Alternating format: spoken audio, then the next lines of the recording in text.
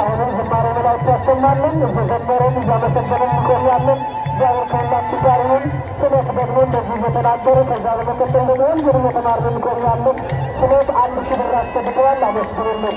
አጸደ ማርያም ለቅዱስ ገብርኤል ስለት 10,000 ብር አስገብተዋል። እልል ብላችሁ አመስግኑልን።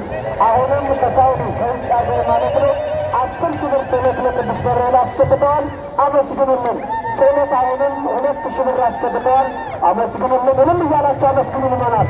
አመስግኑ። ስለችን ነገር ምስጋና አቅርበን እግዚአብሔር ለ5 ዓመት 30 ኩንታል ተቃጥሎብኝ ነበረ። ስለዚህ ለ5 ዓመት ሙሉ ተጨንቄ ሳለሁ አሁን ቅዱስ ገብርኤል ሁሉም ስላከናወነልን ለክብር መግለጫ 2,000 ብር አመስግኑልን። እልል ብላችሁ አመስግኑልን። ስሜን ቅዱስ ገብርኤል ያውቀዋል በማለት 3,000 ብር አስገብተዋል። አመስግኑልን። ወለተ ማርያም እባላለሁ በማለት 5,000 ብር አስገብተዋል። አመስግኑልን። አሁንም ባለቤቱ ማመቱ ነበረ ማለት ስለ አንድ ብላ አስገብተዋል። አመስግኑልን። እንግዲህ እንደምታወት መጠነ ሰፊ የስብከተ ወንጌል እና ለአብነት ትምህርት ቤት የሚያገለግል የካቴድራላችን ሰንበት ትምህርት ቤት ወጣቶች ከካቴድራሉ አስተዳደር ሰበካ ጉባኤ ጋር ከካህናቱ ጋር በመተባበር ማለት ነው እየተሰራ ላለ በመካከላችሁ እጣ 100 ብር እጣ ይዘራል። ይህንን እጣ እየቆረጣችሁ የበረከቱ ተሳታፊ እንድትሆኑ እናሳስባለን።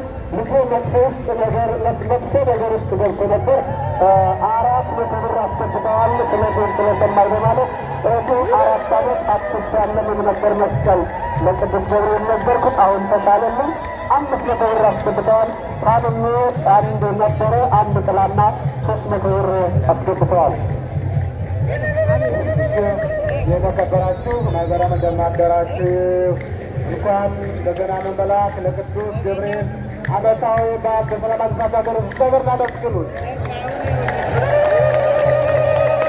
በጣም ደስ የሚል ነገር ነው የምነግራችሁ። እግዚአብሔር የተመሰገነ ይሁን።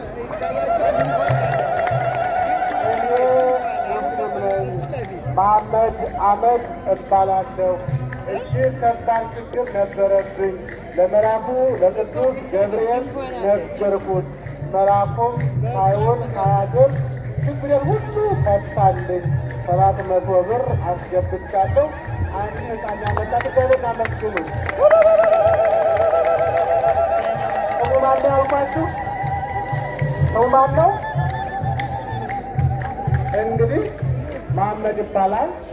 ሙስሊም ነኝ በእምነት ነገር ግን ክርስቲያኖች በሚማጸኑ ክርስቲያኖች በሚያምኑበት የገናናው መልአክ እኔም አምኜ ችግሬን ሁሉ መጥቼ ነገርኩት።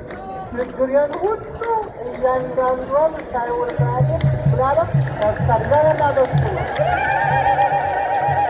ገናናው መልአክ እሱ የሰማኛል ይባል።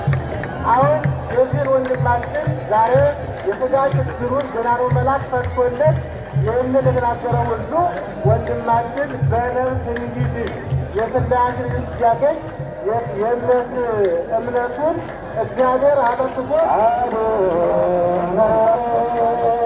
ከእርሱ ጋር